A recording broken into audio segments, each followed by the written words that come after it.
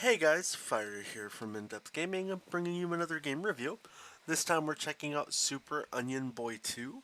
Super Onion Boy 2 is developed by Power Slash Studios, published by Radalaka Games, and released on January 27th, 2022 for a price of $4.99.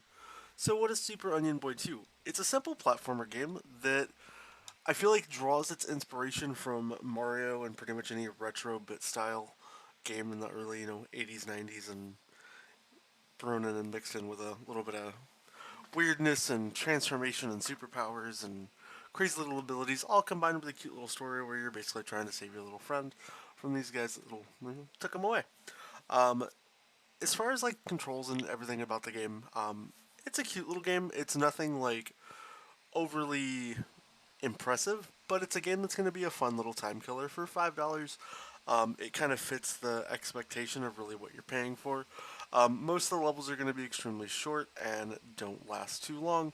When you are playing, you're going to have opportunities to pick up things like coins, upgrades, jump on little guys' heads, all while trying to get from one point to the other. The levels do feature checkpoints.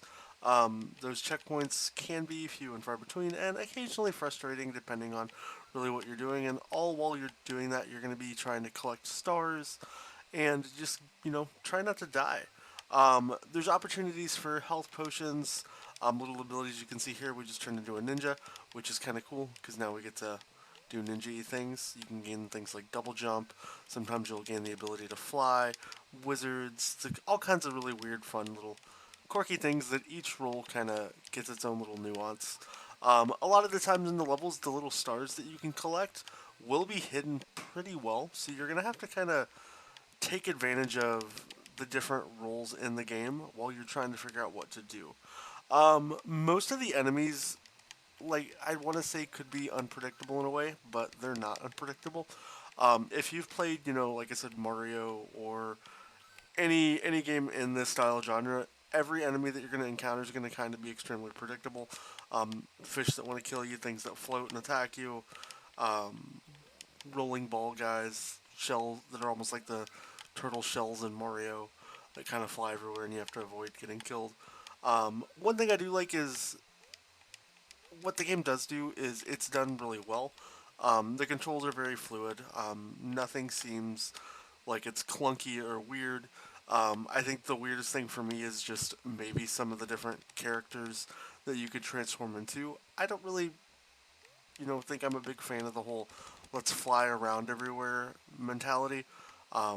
Personally, I just like being able to play the game for what it is.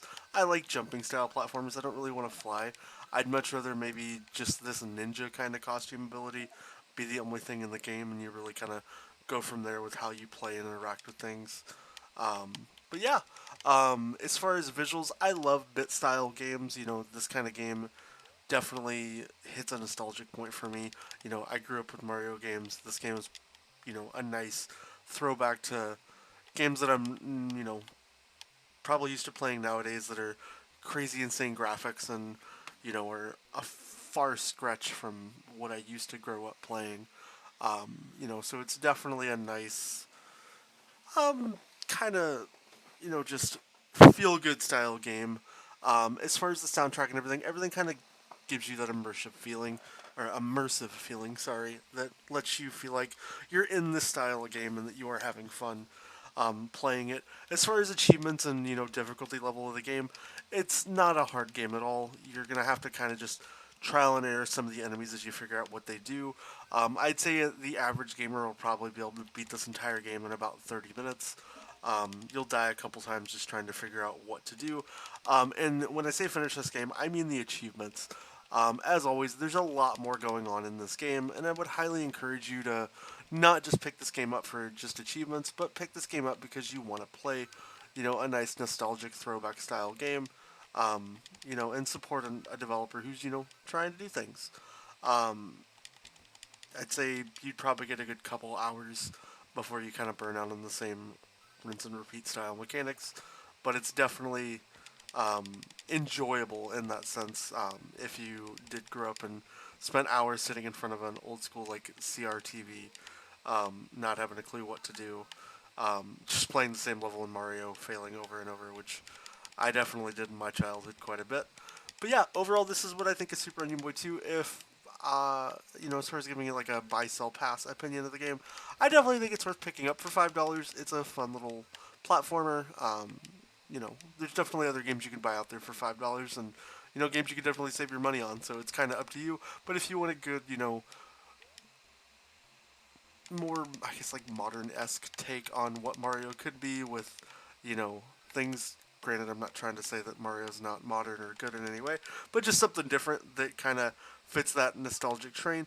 Definitely give Super Onion Boy 2 a shot. I definitely don't think you'll be too disappointed, especially if you will play the game beyond just, hey, I got achievements. Actually enjoy the game, play it for what it is.